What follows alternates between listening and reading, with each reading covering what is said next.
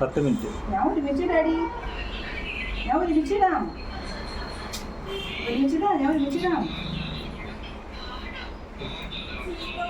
എല്ലാം കൊടുക്കാം കുക്കുവ, എല്ലാം കൊടുക്കാം. അമ്മ ഒരുമിച്ചിടും.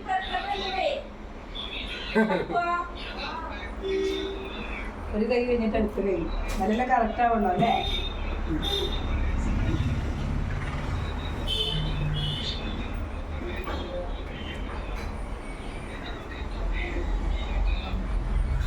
അപ്പൊ ഇത് വേണ, അത് വേണ, അത് ഊരിയിക്കാം അല്ലേ?